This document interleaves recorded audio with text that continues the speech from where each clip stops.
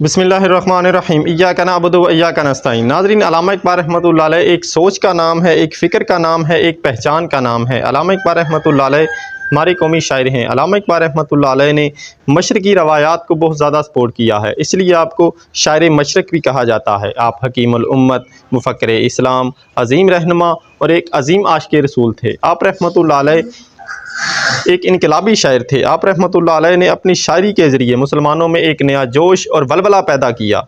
अल्लामा रहमतुल्लाह अलैह ज़रब कलीम में फरमाते हैं, शराज़ा हुआ मिल्लत मरहूम का अबतर, शराज़ा हुआ मिल्लत मरहूम का अबतर, अब तू ही बता तेरा मुसलमान किधर जाए।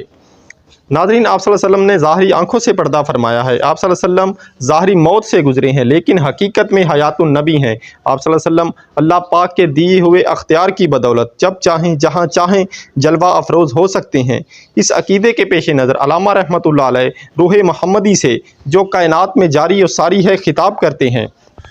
इस शेर में अल्लामा इक़बाल रहमतुल्लाह अलैह आक़ाए दो जहान सल्लल्लाहु अलैहि वसल्लम की बारगाह रिसालत में अर्ज़ करते हैं, ये कौम कभी ज़िंदा और तबिंदा थी, कभी मुसलमानों में इत्तेहाद और इत्तफ़ाक़ पाया जाता था, लेकिन अब इनका इत्तफ़ाक़ ख़त्म हो चुका है। आज इनका शराज़ा बिखर चुका है, इनमें हर किस्म का नज़्म व ज़ब्त ख़त्म हो चुका है। ऐसी हालत में आप ही बताएँ कि आपका उम्मती, आपका मुसलमान क्या सूरत इख्तियार करे, क्या कदम उठाए, किधर जाए। इन आगे अल्लामा इक़बाल रहमतुल्लाह अलैह फरमाते हैं, वो लज़्ज़ते अशोब नहीं बहरे अरब में, वो लज़्ज़ते अशोब नहीं बहरे अरब में, पोशीदा है जो मुझ में वो तूफ़ान किधर जाए।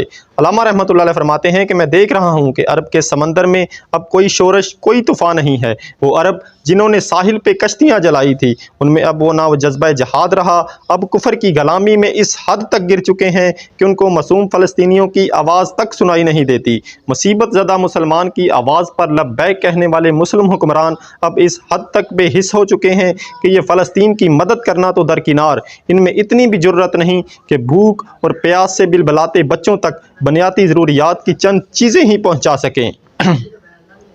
अल्लामा रहमतुल्लाह अलैह फरमाते हैं कि या रसूल अल्लाह, मेरे सीने में जो तूफ़ान से भरे हुए जज्बात हैं वो इन लोगों तक क्यों पहुंचाऊं?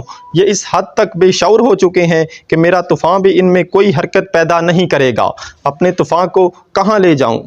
आगे अल्लामा फरमाते हैं, इस राज को अब फाश कर ए रूह मोहम्मद, इस राज को अब फाश कर ए रूह मोहम्मद, आयात इलाही का निगहबां किधर जाए। ए मोहम्मद सल्लल्लाहु अलैहि वसल्लम, तो इस बेत को खोल कि अल्लाह की आयात की हफाजत करने वाला मुसलमान अब किधर जाए, क्या सूरत इख्तियार करे। ना इसके पास कुरान की हफाजत और नफाज का साजो सामान मौजूद है और ना ज़ौक़ व शौक़ बाकी है।